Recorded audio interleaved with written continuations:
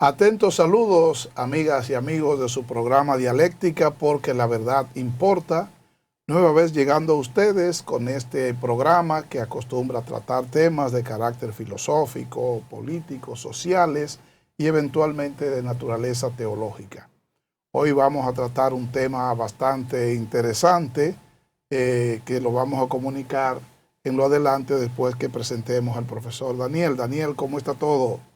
Saludos Juan, saludos amigos que nos siguen a través de los canales de televisión y de las redes sociales que estamos presentes en todas ellas. En especial, recordándoles que nosotros llegamos a ustedes por los canales 101 y 1101 HD de Claro, el canal 46 de Win Telecom, el canal 20 de Telecable Dominicano. Estamos también en el canal 647 de Amazon Fire TV y en más de 40 sistemas de cables en las provincias del país. Estamos en el satélite EUTEL para los Estados Unidos y para todo el continente americano. Y en todas las plataformas digitales disponibles. Y sobre todo nos puede encontrar todos nuestros programas en nuestra página web sumundotv.com.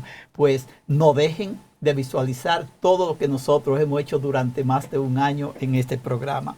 Juan, realmente hoy nosotros tenemos, digamos, una fresa de programa, ¿verdad? Con un tema y unos invitados muy especiales, pero quiero que seas tú que comience a hablarles de esto. Bueno, así es, así es. Estamos emocionados por el tema y por los invitados.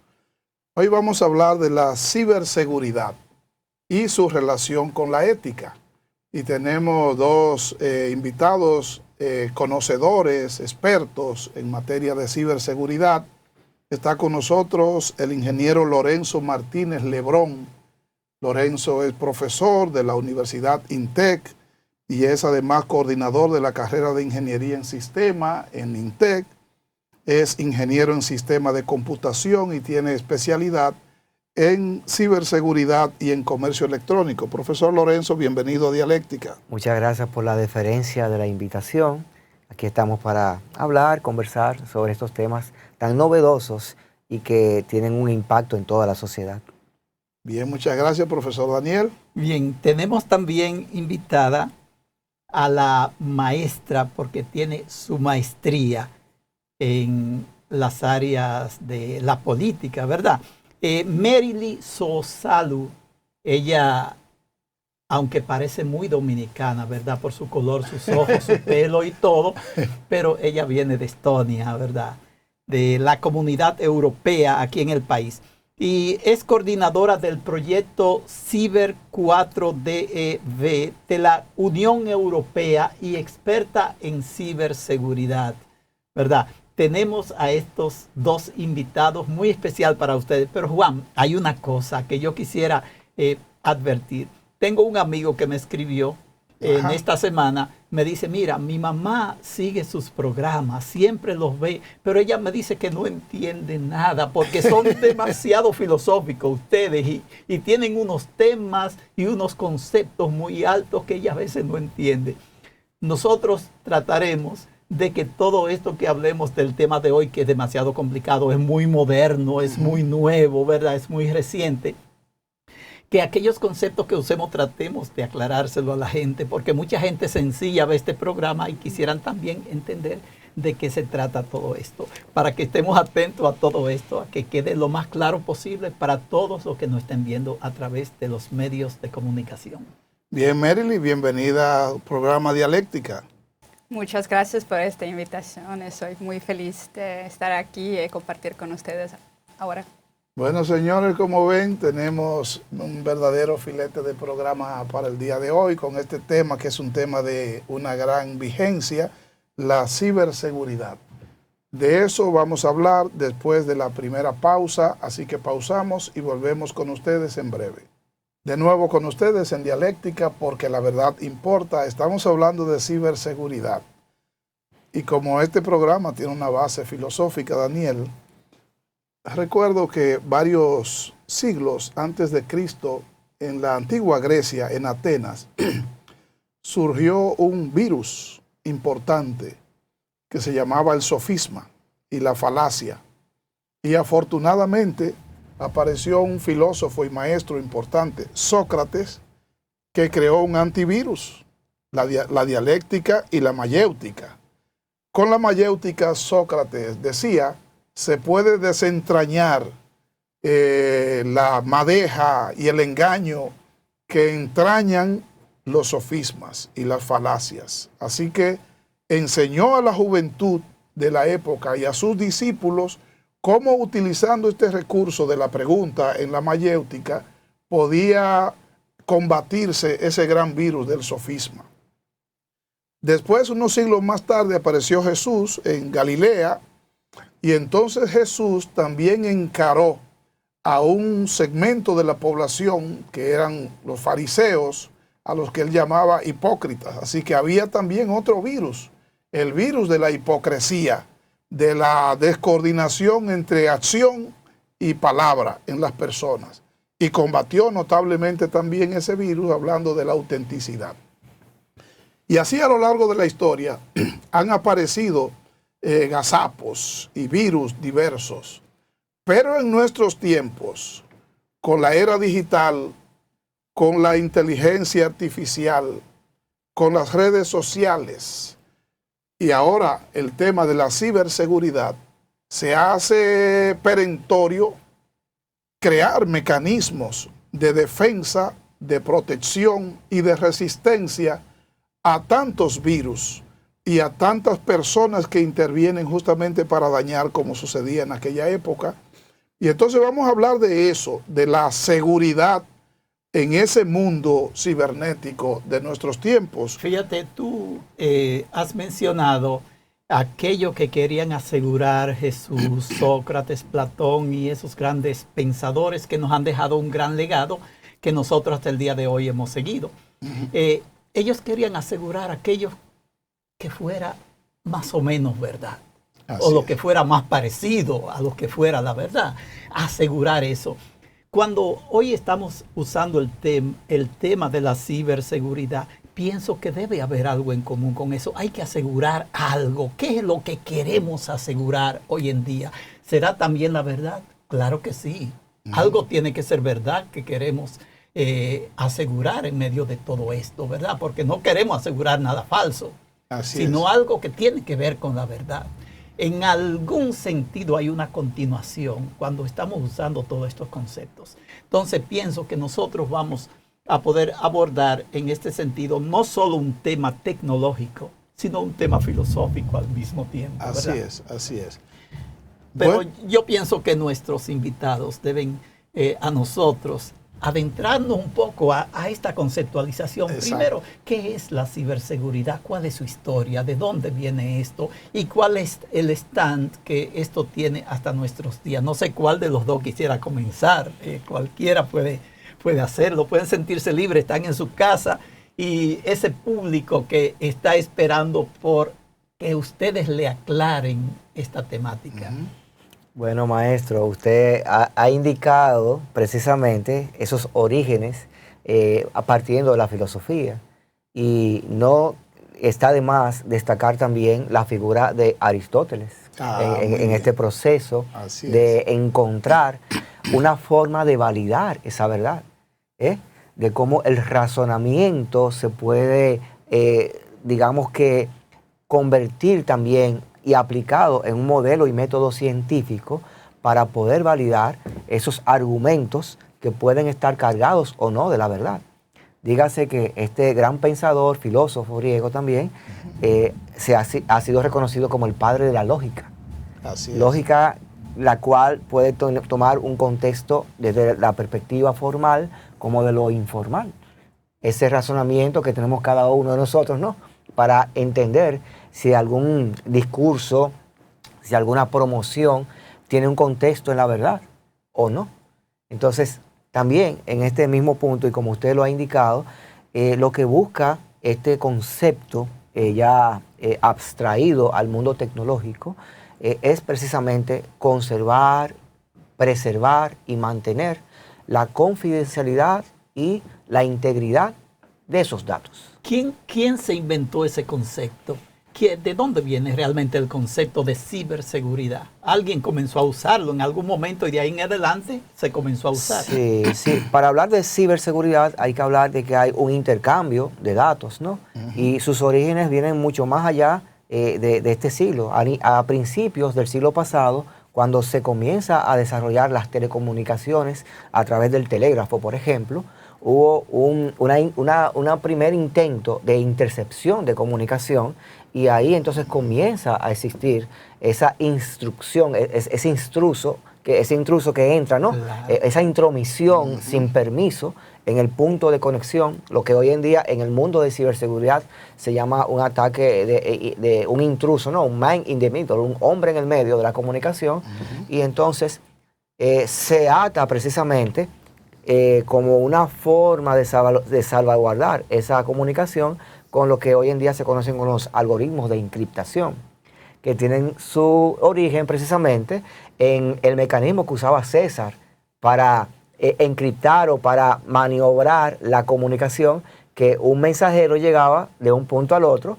y así esos vigilantes en la guerra, cuando atrapaban a esta presa, no le podían extraer la información porque iba tergiversada la información para que llegara a su objetivo, el cual entonces al final iba a desencriptarla y entender el mensaje que se llevaba. Wow. Fíjense toda la conexión que hay entre todas estas líneas filosóficas, y como ustedes indican, hay una necesidad de preservar ese bien, ese activo que es la información, y que hoy en día, con todo el desarrollo del Internet, se ha convertido en algo tan valorable o mucho más que el oro, que el petróleo.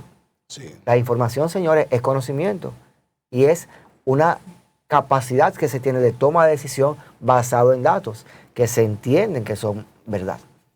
Una palabra muy importante, yo creo, en este es la resiliencia, de garantizar los intercambios y la resiliencia de sistemas informáticos que somos tan Vulnerables. Sí. tan vulnerables y tan hábitos a usar. Correcto. Entonces, si habláramos de orígenes, pues tenemos que tomar partes de ese rompecabezas para llegar entonces a un punto donde nacen los primeros ataques a esas redes ya de una manera expresa. Por ejemplo, por los años 1870 y tanto, apareció un primer ataque no nocivo, con un punto de daño no tan fuerte, pero que demostraba esa vulnerabilidad, que es uno de los temas precisamente que se intenta rescatar a través de ese gran conjunto de conceptos que nace entonces y produce lo que es la ciberseguridad. En ese momento era algo como Cracker o algo así, o Rapper, y entonces nace una contra para esa situación de vulnerabilidad, entonces ahí nace el virus, pero también su antivirus. Es decir, nace la vulnerabilidad, pero también la forma de contrastarla. ¿Hay ya más reciente algún documento o alguna organización que haya acuñado ese concepto y que a partir de ahí se venga entonces usando de manera normal? A mí me interesaría ese dato. ¿Cuál sería el punto de partida en que por primera vez se usa este concepto ciberseguridad como tal, como ciberseguridad, sí, ¿verdad? Si hay algún documento o alguna organización que lo estableció de alguna manera para referirse a este fenómeno, porque yo lo desconozco. A mí me gustaría conocerlo, si existe esta... Mire, nace el Internet, ¿no? A través del desarrollo de ARPANET, que fue el proyecto que luego lo liberó para las universidades, y con Stanford y otros seguidores, nace primero esta red, que no tenía forma, simplemente era un concepto de intercambio de información. Luego viene Berners-Lee, que le da entonces y crea lo que es un protocolo de comunicación, Tim Berners-Lee, y ese protocolo de comunicación que hoy en día usamos, que es HTTP, junto con otros investigadores, como está el caso de un investigador que ahora trabaja para Google, CERT, el apellido CERT. Entonces él crea lo que es el protocolo de TCP/IP, que es lo que le da como la dirección única que tiene cada equipo para intercomunicarse. Es decir, es como la dirección de nuestra residencia. tenemos un plano de arquitectura, ¿no?, de una ciudad, y ahí se segmentan las calles, se le da número a las calles, etc. Pues eso mismo en el Internet se llama la red TCP/IP. Luego, entonces, uniendo estos conceptos, se divulga el Internet como tal, que es esa red, esa gran red de redes que hace que haya intercambio de comunicación en todo el mundo. Asimismo, con esa misma participación, pues el mismo Departamento de Estado, ¿no?, y de Seguridad de los Estados Unidos comienzan a enfrentar situaciones de vulnerabilidad. Entonces, ellos, vamos a decir que si fuéramos a pensar en un origen, sus orígenes vienen desde esos puntos, que es donde nace todo el control, ¿no?, y toda la segmentación de redes para que tenga esa divulgación. Ahora, yo no me atrevería a decir que hay un primer o un dueño del concepto, porque realmente nace de las mismas prácticas humanas que ya preexistían. Siempre han habido ladrones, siempre han habido, ¿entiendes? Entonces lo que estamos haciendo es abstrayendo el concepto de lo que pasaba en el mundo normal y lo llevamos entonces al contexto tecnológico. Por ejemplo, un tipo de ataque cibernético muy común viene de las prácticas tradicionales que habían en el pasado. Se llama el de ingeniería social. ¿Qué es un ataque de ingeniería social? Es simplemente reconocer o yo intentar socializar contigo para extraer información importante. ¿A qué hora tú llegas a tu casa? Una pregunta simple. ¿Dónde tú vives? ¿Cuántos hijos tienes? Y ya yo puedo comenzar a formarme un perfil de ti que yo puedo usarlo en tu contra. Entonces comienzo como a interactuar contigo de una manera amistosa, pero con una intención de daño secundaria. Y que entonces se amplifica a través de los medios tecnológicos hoy en día. Por ejemplo, una red social muy común, que casi todos usamos, es una de las más vulnerables. ¿Por qué? Porque nosotros, por la buena fe y como un buen hábito, creamos un perfil, lo dejamos abierto y cualquiera que nos puede contactar por ahí comienza a llegar. Pero llegan los buenos y llegan los malos. No tenemos un filtro.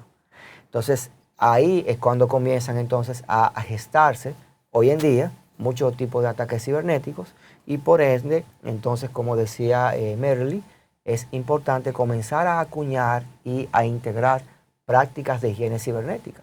Un concepto que ya entonces nosotros sí pudiéramos referir a instituciones y a estándares como es, por ejemplo, el NIST de Estados Unidos y la ENISA, que es la guía de la Unión Europea, que precisamente crea un marco de referencia para la gestión de incidentes cibernéticos y de buenas prácticas en temas de ciberseguridad. Muy bien, muy bien. Y bueno, diríamos que en principio era un oficio, ¿verdad?, el de la protección de las informaciones que se tenían en este mundo. Pero conforme ha crecido la dependencia de las personas y del trabajo humano con relación a la tecnología y a la informática, la ciberseguridad se ha convertido prácticamente en una profesión en nuestros tiempos, en una carrera por la importancia que tiene. Ahora, Merly, con su experiencia representando la Unión Europea para la zona del Caribe y el área de Latinoamérica, ¿cómo vamos nosotros con esto de la ciberseguridad? Por ejemplo, en la República Dominicana y en los países de la región. Muchas gracias. Sí, soy representante de un proyecto de Unión de Europa que se llama Cyber for Dev, la resiliencia cibernética para el desarrollo, y trabajamos alrededor del mundo. Tenemos 11 países socios en total en el mundo y 3 en Latinoamérica y Caribe. Tenemos la República Dominicana, Ecuador y Costa Rica. Y por ejemplo, en el caso de la República Dominicana, hemos hecho muchas cosas con ellos, con el gobierno, pero también con la sociedad civil, y hemos capacitado en 4 años casi 4.000 personas.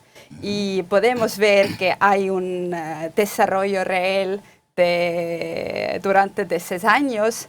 Por ejemplo, en el último index de la ciberseguridad del mundo, yo creo que la República Dominicana tuvo la posición 23ª posición. Es una mejoración de casi 50 posiciones en únicamente 3 años.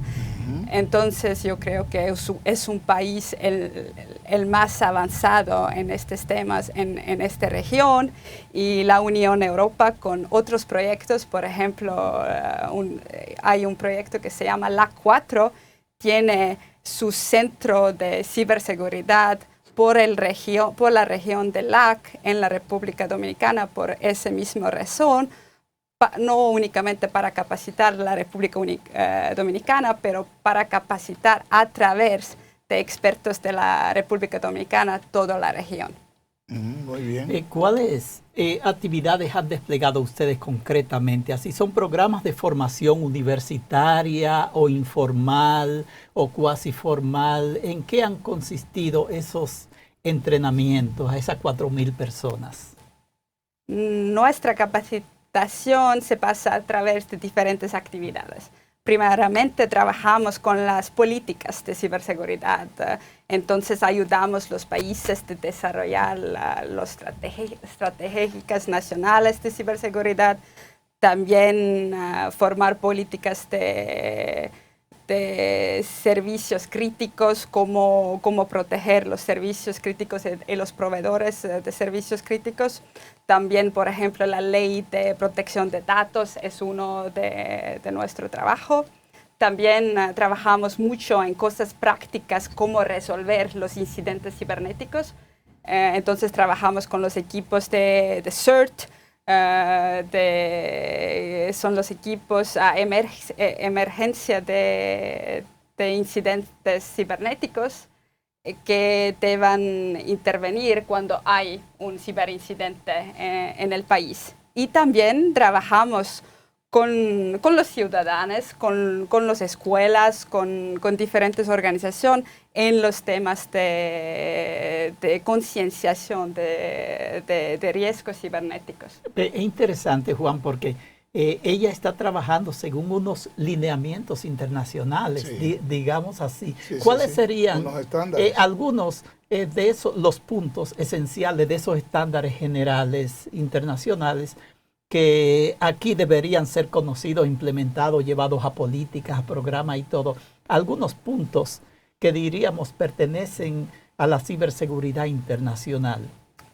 En ciberseguridad, más que en otros temas, ningún país es una isla. Entonces es un mundo muy interconectado, y podemos preguntar por qué Estonia, donde yo vengo, que es casi 10.000 kilómetros de la República Dominicana, se interesa tan en estas cosas en esta región, pero todo es interrelacionado, exactamente. Sí hay faltas en ciberseguridad en esta región, esto nos impacta también. Entonces, con la Unión de Europa trabajamos por mejorar la ciberseguridad en todos lados. Y como mencionaba Lorenzo, tenemos algunas normas, algunos estándares. En el mundo americano conocemos más NIST, pero en Europa hablamos mucho del directivo de NIS, de NISA, que explica notamente las normas, los estándares, cómo debemos se comportar en el ciberespacio, pero no de la parte de ciudadanos, pero más de la parte de gobiernos, de las grandes empresas de eléctrico, por ejemplo, o de proveedores de agua, que son los servicios críticos que nosotros dependemos mucho de ellos. Sí. Yo pudiera ampliar un poquito esta pregunta, y básicamente lo que han trabajado estos proyectos, primero, comenzar de las altas instancias, ¿no? A observar la ciberseguridad como un tema transversal, porque hoy en día todo el que tiene acceso a tecnología es un potencial afectado, ¿no? Cuando es atacado. Por ejemplo, esto que tenemos acá es una supercomputadora con mucha más capacidad que todo el equipo de la NASA que mandó el primer cohete a la Luna. Ese aparato ya dejó de ser un simple celular. Sí. Y eso es una supercomputadora con múltiples aplicaciones que corren en software en tiempo real. Y entonces, ¿le damos eso a un niño? ¿Le damos eso a un adulto mayor? Sí. Y no le enseñamos cómo usarlo. Entonces, ¿cómo que yo le ponga casi un arma en su mano y no le enseño a usar el arma. Entonces, está bien que tiene un uso donde yo doy respuesta a necesidades fundamentales, pero si desde la parte estratégica yo no creo programas, sino creo mecanismos de cómo articular el uso adecuado de estos dispositivos, pues entonces yo estoy creando una carretera sin ningún tipo de control. ¿Se dan cuenta? Entonces, este tipo de programas vienen precisamente a que de las más altas instancias se creen las políticas, las normas, las estrategias de cómo vamos a seguir usando bien este recurso que es sumamente importante, necesario, porque también trae consigo muchos beneficios, pero también muchos riesgos. Y si yo pudiera crear un concepto o mencionar un concepto que abarque nuestro haber en el tema de ciberseguridad, diríamos precisamente que la ciberseguridad se trata de preservar, ¿no? O conservar y mantener la gestión del riesgo cibernético, garantizando la resiliencia. ¿Qué es resiliencia en este sentido? Bueno, que si he sido afectado, que yo pueda volver a operación, que yo pueda volver a funcionar una vez ha pasado cualquier evento. Bueno, estamos entrando en materia en el Se tema. está poniendo muy bueno esto, ¿verdad, Juan? Pero es simplemente tenemos? una pausa. Sí. Vamos a hacer una brevísima pausa y volvemos con ustedes en solamente unos segundos. Pausamos y volvemos. Continuamos con ustedes en Dialéctica porque la verdad importa. Estamos hablando de ciberseguridad. La ética es un componente fundamental en materia de ciberseguridad. Porque si no hay principios, si no hay valores, si no hay criterio moral y ético en el profesional y en las personas que tienen tanto poder en las manos con un medio de comunicación, un recurso electrónico, entonces puede utilizarlo para dañar, para el mal, ¿verdad? Estamos en nuestros tiempos llenos de claves. ¿Cuántas claves tiene uno, profesor, del banco, del celular, del internet, de la cuenta tal que es imposible memorizarla? Entonces, envueltos en ese mundo de tantas claves y con tantos ataques por todos lados, estamos en una situación sumamente compleja. Así que la ciberseguridad es fundamental en nuestros tiempos. Pero hay una gran experiencia que tiene que ver con el tema de ciberseguridad, que es la experiencia estonia, que precisamente Merily, como ciudadana de ese país, conoce muy bien. Vamos a ver, Merily, ¿qué nos puede referir en ese sentido? Sí, gracias. Estonia es un país muy joven. Hace únicamente 32 años que somos independientes. En el momento de independencia, de verdad, nuestro país no tenía tan recursos gracias, de dinero para implementar una burocracia tradicional. Y entonces el gobierno muy joven de esta época, pero muy visionario también, buscaba otras posibilidades. Y entonces, de mitad de los años 90, había una voluntad real de pensar digital. En esta época, Internet casi no existe, las computadoras individuales no existaban, pero teníamos esta voluntad y entonces hemos pasado muy rápidamente a leyes que facilitan la implementación de este nuevo mundo. Entonces, Estonia, desde los años 2000, devenía un país muy digital. Pero ¿qué significa digital? No significa necesariamente ciberseguro.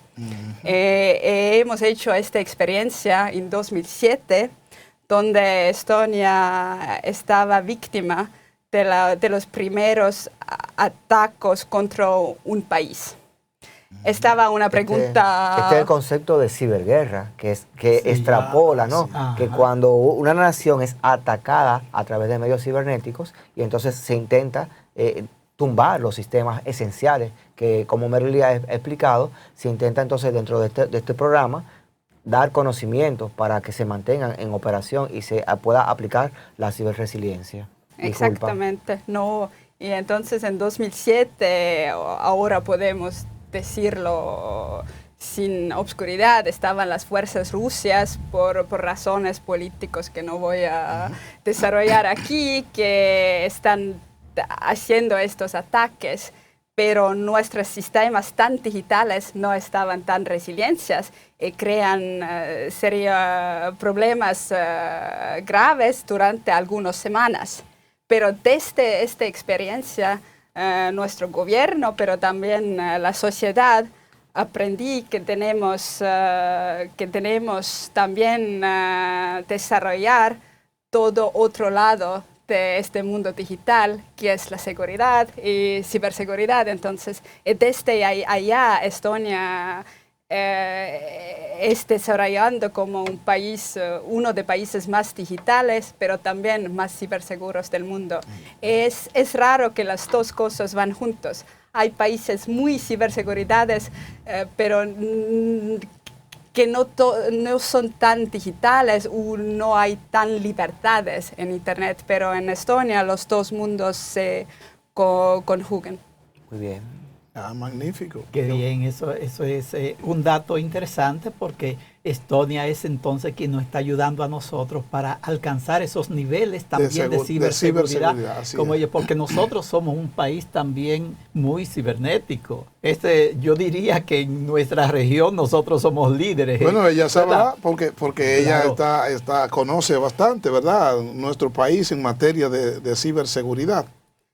Tengo un gran placer de trabajar con muchos dominicanos desde dos años que tengo esta posición en Cyber4Dev, en esta región. Puedo decir que sí, la República Dominicana es un referente de la región en estos temas. Usamos en el proyecto de la Unión Europea también muchos expertos regionales. Por ejemplo, señor Martínez, aquí que hemos trabajado juntos con muchos países como Costa Rica, como Ecuador, en la República Dominicana, en varios temas como la ciberhigiene para asegurar las buenas prácticas de cada uno en línea con sus supercomputadoras para evitar ataques, riesgos y... Exacto, y responder y lograr ese objetivo de ciberresiliencia. Como les comentaba, pues entonces un poco lo que se ha querido trabajar con estos proyectos es activar, ¿no? Desarrollar capacidades en estos mecanismos de respuesta. Parte de ellos a lo interno de cada una de esas instituciones que estaban representadas en los procesos de capacitación, pero no menos importante en cada individuo como tal, que no es solamente, que no es ajeno, ¿no? Desde su mismo hogar, que también tiene acceso a Internet. Claro, yo quisiera, me gustaría que aterrizáramos después en los individuos que nosotros a nivel individual en esos ataques cibernéticos podemos hacer cuando nos hackean una cuenta, pero quiero que eso sea como la parte más final. Yo quisiera ir a la parte estatal un poco. Primero, a nivel de Estado, ¿qué se está haciendo? ¿Hay leyes? ¿Se están haciendo leyes? ¿Hay mecanismos? ¿Se están desarrollando estrategias? ¿Qué está sucediendo en nuestro país a esos niveles en estos momentos? ¿Qué tenemos y por dónde vamos trillando? Muy bien, fíjese, lo primero es esa línea estratégica que demarca el rumbo a seguir, ¿no? Tenemos nuestra Estrategia Nacional de Desarrollo, ¿no? Y dentro de ella, entonces, algunos subplanes que se van articulando eventualmente. Ya veníamos corriendo con una estrategia de ciberseguridad que ha sido recién renovada. Pero no es menos cierto que tenemos debilidad en nuestro marco regulatorio en temas de protección de datos. Hay grupos que están trabajando ya con una propuesta de ley para actualizar y para poder hacer equivalente a marcos tan importantes y diferentes como el GDPR. Claro, ¿no? Porque si no tenemos leyes, no tenemos nada seguro. No hay forma de cómo actuar y de haber una persecución, ¿no? De este tipo de delitos. Lo mismo pasa con la ley de delitos de alta tecnología, una ley que tiene casi 20 años de que se lanzó. Entonces, en ese momento, los tipos de incidentes cibernéticos que existen hoy en día no estaban catalogados. Claro. Si tú puedes atrapar hoy en día a un atacante en plena acción y tú no puedes llevarlo a un juicio, porque no existe el marco regulatorio para para administrar, ¿no? Esas acciones delictivas.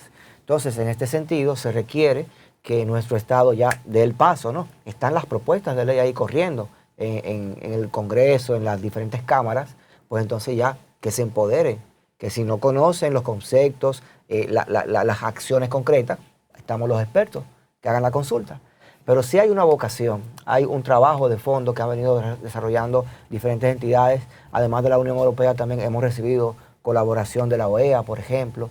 Es decir, que no es verdad que no está la intención está ahí y estamos los expertos, está la colaboración y la cooperación internacional para lograrlo. Pero mientras tanto estamos expuestos. Correcto. Mientras Es como que va a llover y no tengo el paraguas todavía a mano. Exactamente. Es un problema que yo pienso que hay que solucionar al corto plazo. Y con la experiencia que tienen países como Estonia, ya pues es posible nosotros llegar también a un marco legal que pueda garantizarnos esa ciberseguridad. Correcto. Los derechos, ¿no? Los estados de derecho que sean respetados. Por ejemplo, yo les comentaba, todo el tema de ciberseguridad tiene su centro de acción en un triángulo. Se llama CIA. Confidencialidad, integridad y disponibilidad de la información. Sumado a esto, entonces, el tema de la privacidad. Si yo soy el dueño de mi data, ¿por qué tú tienes que querer tener acceso a ella? Y uno de los ataques cibernéticos, ya entrando en materia, ya a los consejos, más comunes, con más de un 80% de acierto, se llama el ataque de phishing. Toda esa publicidad, todos esos correos que llegan con mensajes muy atractivos, pueden tener detrás un contexto de phishing. En el mundo de phishing, habemos dos tipos de personas. Las que hemos sido atacados. El phishing es pescarte la información, ¿verdad? La información, claro, correcto. Exacto. Hay dos tipos de personas en este contexto de lo que estamos aquí en esta sala. Estamos los que hemos sido atacados y lo sabemos, y los que todavía no nos enteramos del ataque. Pero hemos sido atacados. Todos hemos sido atacados cibernéticamente. Así es. Entonces, hay diversos tipos. Usted decía el virus, por ejemplo, pero ya hoy en día hablamos de malware o de software malicioso, porque tienen diferentes contextos. Están los gusanos, los troyanos, los software, por ejemplo, de infiltración para poder entonces robar información.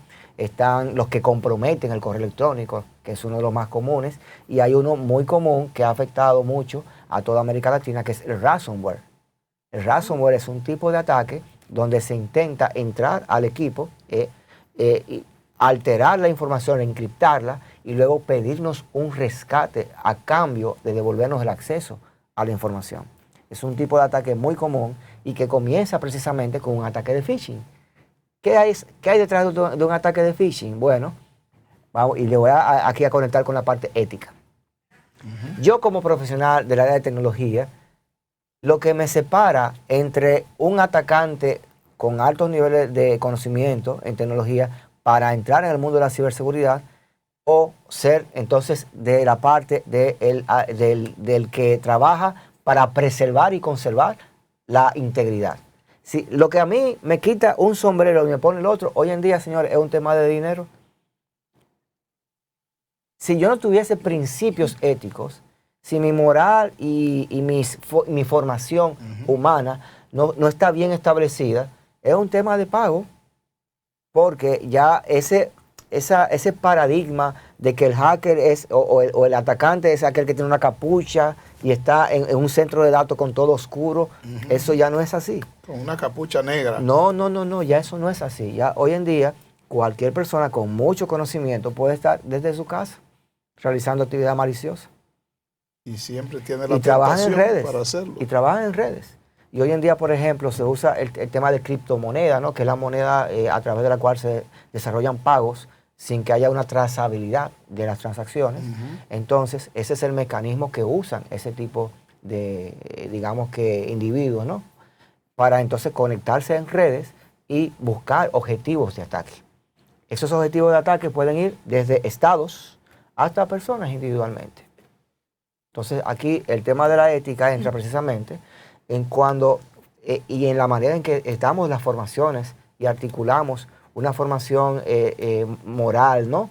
Ética en cada individuo para que haga el uso correcto de estos mecanismos de la tecnología. La tecnología es muy buena, vino para quedarse. Es decir, pensar en volver a comunicarnos como en los años de piedra, no. No es posible. No es posible. Lo que queremos es precisamente preservar y que se sigan desarrollando y articulando acciones para que lo bueno que hay en la tecnología siga funcionando de manera adecuada y que todos saquemos ventaja de eso. Qué bueno cuando yo, por ejemplo, cuando Merrill está en su país y podemos tener una videoconferencia y podemos ponernos de acuerdo para un proyecto. Eso es maravilloso. Sí, sí. Qué bueno cuando las familias tienen su grupo de chat y se comunican entre ellos. Todo eso es fabuloso. bueno, eso es benéfico, eso es fabuloso. Pero qué mal cuando no existen los conocimientos adecuados para preservar precisamente esa comunicación. Y la probidad en la persona que lo tiene. Hay, profesor, a propósito de eso, el apóstol José Martí decía que el talento sin probidad es un azote.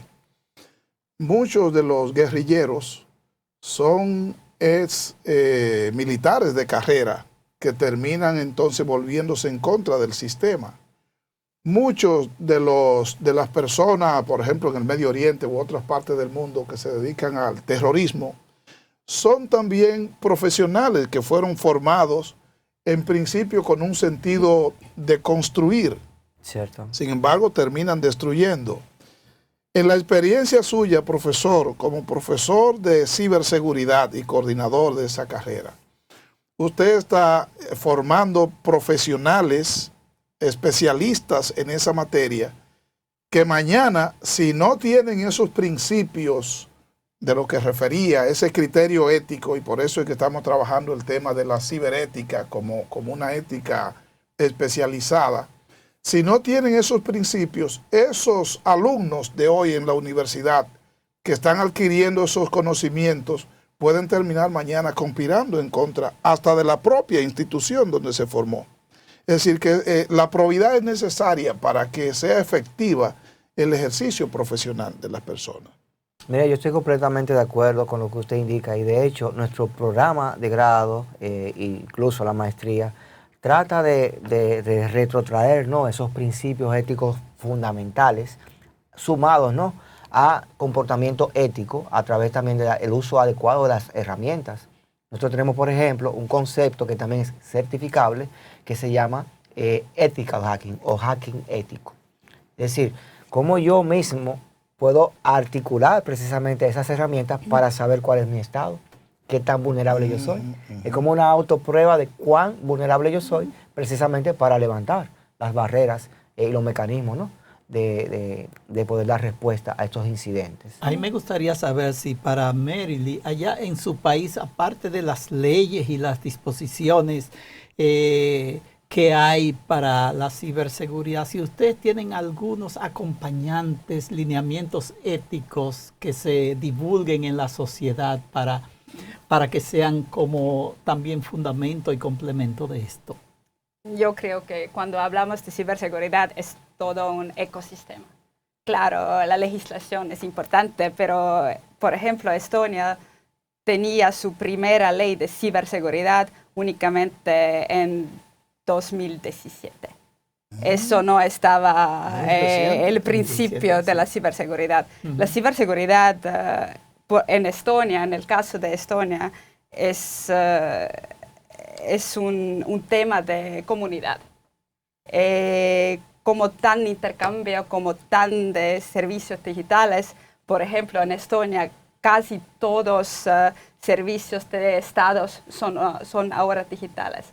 Hay dos excepciones, matrimonio y divorcio, donde la persona debe que ir en una oficina. Son todos. Todo el resto es digital. Wow. Entonces,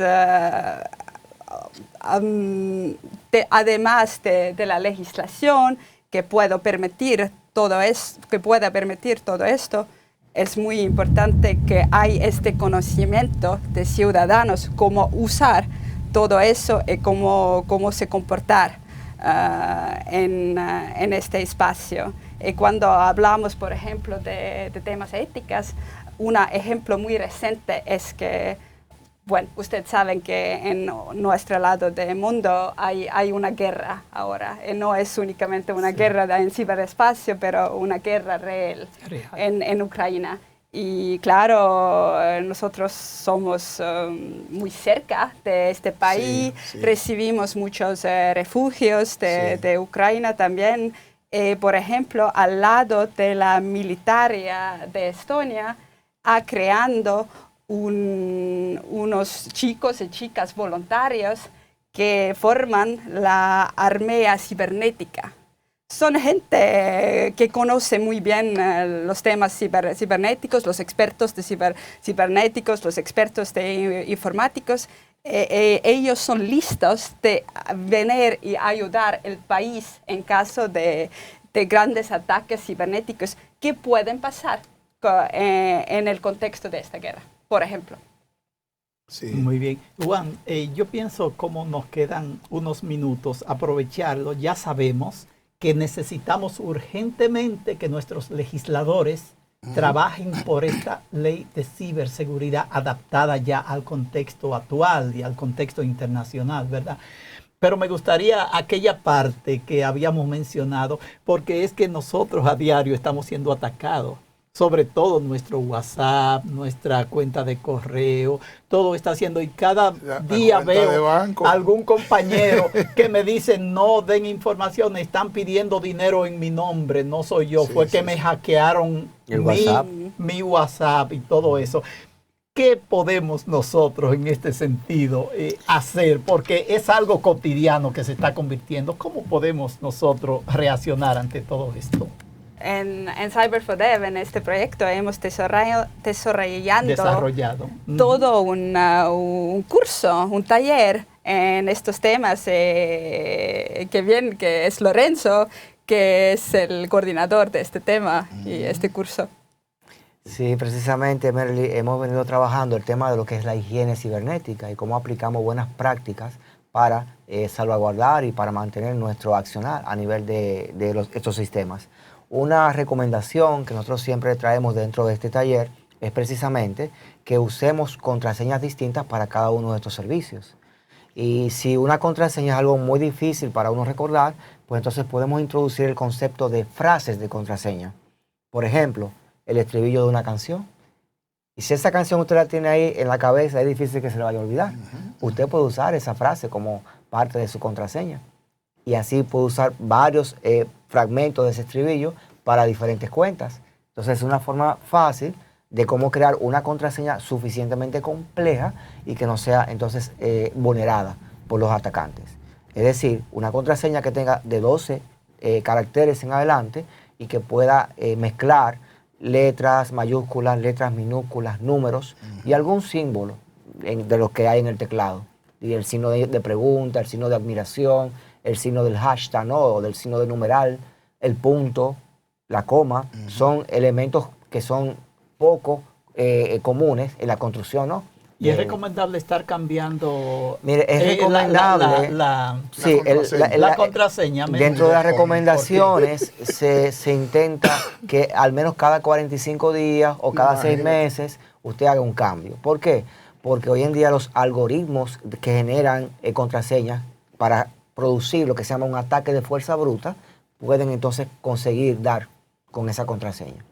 Y normalmente la recomendación es que si usted tiene una cuenta de una red social, sea diferente a su contraseña de su cuenta de trabajo, que sea diferente a su contraseña personal.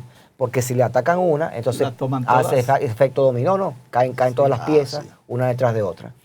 En las redes sociales, señores, importante activar el factor de múltiple autenticación o de múltiple validación, también se conoce. En otros contextos le hablan de doble verificación o de doble factor de autenticación. ¿Por qué esto? Porque si el atacante logra entrar a su equipo, entonces usted es advertido en su aparato. Es decir, un atacante tiene que tener físicamente también su aparato para poder ingresar a esta red. Entonces, en este sentido, y básicamente, la recomendación es que se intente activar esos factores de múltiple autenticación, de manera que si es atacado esta cuenta, usted la pueda recuperar, que es el gran problema que tienen casi todos, que ya no pueden recuperarla porque no activaron este mecanismo. Juan, nuestros seguidores a través de los medios estarán ya lamentándose que esto se termina en el mejor momento. Sí, bueno, cuando se ve.